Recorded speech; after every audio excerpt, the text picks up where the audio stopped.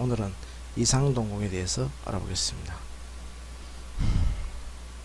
자, 이상동공에서 가장 시험에 많이 나오는 것이 바로 구심성 동공 운동장애가 되겠습니다. 이것은 지금까지 아주 출제가 많이 되었고 연이어 3년 동안 출제된 적도 있습니다.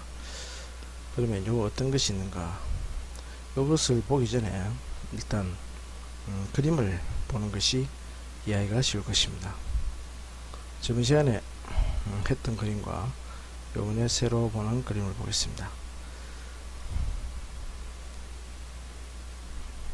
자, 지금은 보면은 첫 번째 그림에서 빛이 없는 어두운 암시 같은 데서는 동눈은 이렇게 확대가 되겠죠, 그죠? 그런데 이제 요 왼쪽 눈에 빛을 비치게 되면은 동공 축동이 일어납니다. 자, 요거는 뭐냐면은 간접 대각 반사입니다. 간접 대각 반사. 제가 글쎄 힘들어서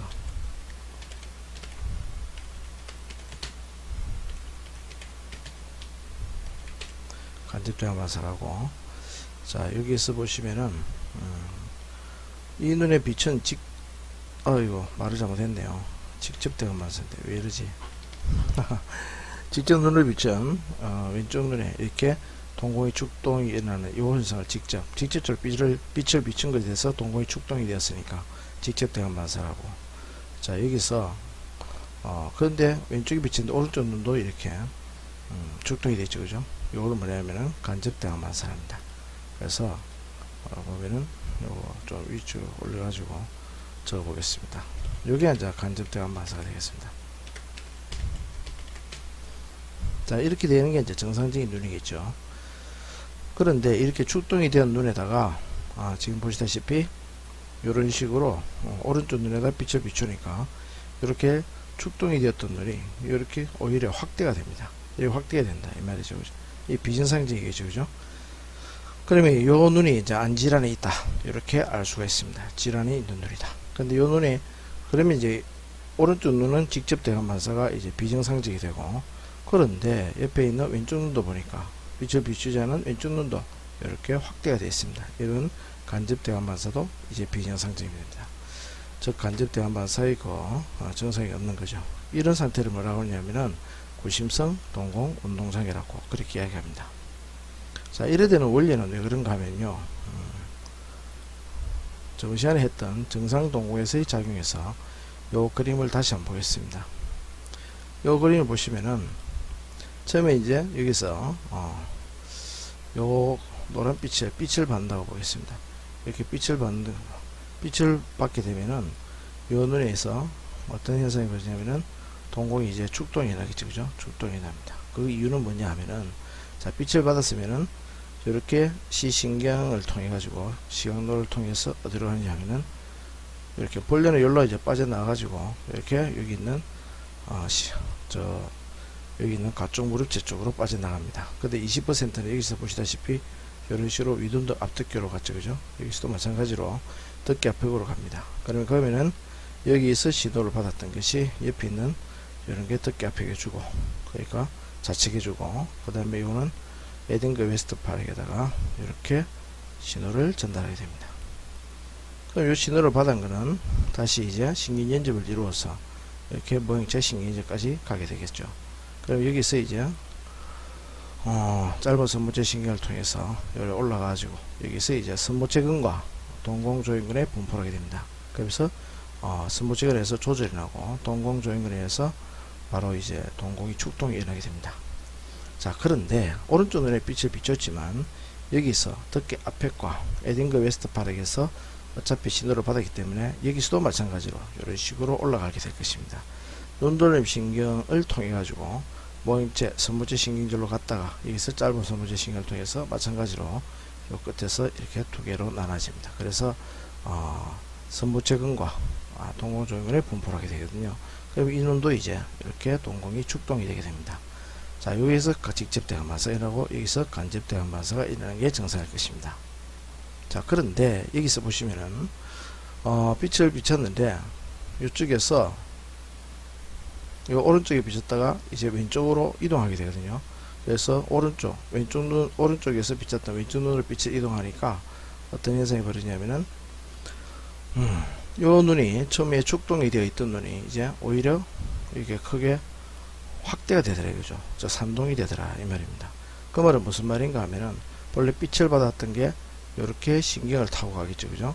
그래서 서로 앞에 크로스되고 하는데 열로 앉아 이렇게 해서 가다가 또 되는데 열로 내려오다가 어디 갔냐면은 여기서 바로 다시 옆에 있는 오른쪽에도 덮개 앞쪽으로 갈 것입니다. 여기서 이제 가야 되는데 아까처럼 이런 식으로 올라가고 이렇게 되고 서로 통하게 돼 있거든요. 그래가지고 다시 열로 옮겨가지고 오른쪽 눈도 이렇게 가야 되는데 이 눈에 가지 않으니까 당연히 이 눈도 이렇게 확대가 될 것입니다. 그것을 왜 그렇게 했습니까? 여기 가는 시신경 부분에서 뭔가 고장이 났다 이 말이죠 그죠. 탈이 났다. 그래서 내려가는 시신경 경로에 이상이 생겼으므로 여기서 이제 다시 피드백에서 올라오고 있는 그래서 요 덮개 앞에 거 요 눈돌 신경 핵에서 신호를 받아서 다시 스모체 신경절을 통하여 요 식에 있는 동공 조인근과 스모체 근에 자 신경이 전달되지 않기 때문입니다. 마찬가지로 여기서 왼쪽에 있는 덮개 앞에서 오른쪽에 있는 덮개 앞으로 전달되지 못함으로 인해 가지고 오른쪽 눈도 당연히 축동이 되지 않고 간접대감마사가 비정상이 되는 겁니다. 자, 이러한 상태가 바로 고심성 동공 운동장애라 한다 이 말입니다.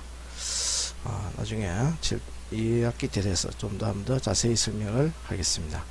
자, 이렇게 되는 게 바로 이제 고심 동공장애인데, 자, 이론으로 돌아가서 한번 보겠습니다. 자, 이 원인이 뭐냐면은 한쪽 눈에 강봉이한 망막 질환이 있거나 시신경 질환, 그 다음에 시각경로 질환, 아까 보다시피 망막이나 시신경이나 시각경로에 질환이 있으면은 바로 질환이 있는 눈에 광선을 비추면은 직접 대감 반사, 그 다음에 정상안에 간접 대감 반사 전부 다 소실되거나 감소되더라. 이런 것을 고심성 동공 운동장애입니다. 물론 정상안에 광선을 비추게 되면은 정상안에 직접 대감 반사, 아까지 봤다시피 산동이 되죠, 그죠? 그 다음에 질환이 있는 눈에 간접 대감 반사가 일어나는 것이 정상인데, 근데 이렇게 질환이 있는 눈 쪽에 비추니까 직접 대감 반사와 그 다음에 간접 대감 반사가 소실 내지 감소된다. 이런 것을 뭐라 하냐면은 고심성 동공 운동장애라고 합니다. 자, 그 다음에 원심성 동공 운동장애라는 게 있습니다. 원심성은 고심성하고 약간 맥락을 달리하는데, 이거는 눈돌림 신경핵, 다시 말해서 아까지 에딩그 웨스트팔이 핵 있었죠, 그죠? 혹은 거기서 출발하는 눈돌림 신경마비나 그 다음에 눈썹 근육의 마비로 인해 가지고 직접 대감 반사, 그 다음에 간접 대감 반사 모두 소실되는 상태를 말합니다. 다시 말해서 원본부가 고장났다 이거죠. 원본부가 그 상태를 원심성 동공 운동장애라고 합니다. 그 다음에 시험에 자주 나오진 않는데 어쩌다가 한번 나오는 게 긴장성 동공입니다. 긴장 동공. 보통 20, 40대 여성에 많이 발생하는데 주로 한쪽 눈에 발생합니다. 자, 이거는 빛을 비췄을 때 대강 반사에서는 반응을 하지 않습니다. 대강 반사는 보이지 않다. 그러나 근접 반사, 즉 가까운 것을 볼 때는 동공 축소가 나타나는 대강, 이걸 뭐라 하냐면은 대강 근접 반사 헬이라고 합니다. 대강 근접 반사 헬이. 좀 깔끔하게 적어야 되겠네요. 대강 근접 반사라. 그래서 이거를 대강 근접 반사 헬이라고 합니다. 자, 이런 긴장 동공을 가지고 있는 사람에게서는 콜린성 물질, 콜리너지 물질에 대해서 감민 반응을 일으켜서 동공 축소가 일어나는 것이 특징입니다. 자, 이거는 우리가 앞에서 봤듯이 스모체 신경절이나 그 다음에 신경절 이후 섬유, 신경절 이후 섬유라는 것은 스모체 신경절을 지난 그 다음 신경섬유를 신경절 이후 섬유랍니다. 되어 있으며 이런 경우에는 주로 각막이 지각이 저하되고 스모체근의 기능이 저하되기도 합니다. 그 다음에 아르길로비트성 동공은 거의 시험에는 출제된 적이 없습니다.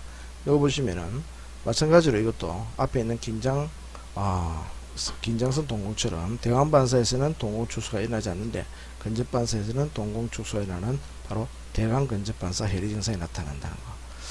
그러면 이제 앞에서 봤다시피 여기서 긴장성 동공과 여기 있는 긴장성 동공하고 그 다음에 아르길로비트성 동공하고 이 두 간이 뭐다? 바로 이제 주 특징이 대강 근접 반사 해리 증상이 되겠습니다. 그래서 이거는 뭐 단독적으로 시험에 넣을 일은 없으니까 여러분 크게 신경 안 쓰셔도 되겠습니다. 단독적으로 이제 시험에 잘 나오는 것이 무엇인가 하면은 바로 이제 호르너 증후군이 되겠습니다. 호르너 증후군. 이건 아주 특별한 병인데 시상하부에서 동공학대형까지 이르는 이런 말은 필요 없고, 자, 교감신경장애라 하는 것만 기억하시면 됩니다. 교감신경노이장애. 교감신경은 뭡니까? 눈을 크게 확 뜨게 하죠. 흥분 상태라든지 너무나 놀라거나 너무나 무섭거나 이러면 이제 교감신경이 이제 지배를 하게 됩니다. 교감신경이 이런 장애로 인해 가지고 당연히 동공이 확대되는데, 장애가 일어났으니까 동공 수축이 일어나겠죠. 근데 이 병이 아주 특징적인 것이 무엇이냐 하면은 병이 나 있는 쪽, 즉 오른쪽이나 왼쪽으로 거기 있는 교감신경 장애가 있는 쪽, 병변에 있는 쪽에 눈꺼풀이 처지고, 그 다음에 동공 수축, 그 다음에 병변에 있는 쪽에 얼굴이 땀이 나지 않습니다. 그래서 반쪽만 땀이 나고 한쪽은 땀이 안 된다. 뭐 이런 거 아주 특이한 증상을 보이기 때문에 이거는 시험에 자주 출제됩니다.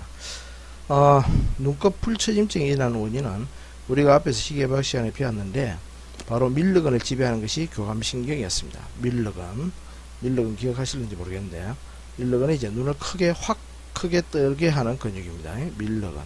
글자가 잘 안 쓰지는데, 그래서 이 밀르건을 지배하는 신경입니다. 나중에 2학기 때 자세히 또 설명할 것입니다. 그래서 이게 병변이 있는 쪽에 눈꺼풀 처짐이나 동공수축이나 얼굴에 땀웃음증이 나타난다, 이러면은 호르너 증후군이다 하는 기억하시기 바랍니다. 이것은 종종 시험에 나옵니다. 요의 원인은 악성 종양이나 결핵, 골절, 혈관계통 질환의 원인인데 크게 중요하지는 않으니까 요런 병이 무엇인가 호르너 증후군이라 하는 것만 기억하시면 될 것입니다.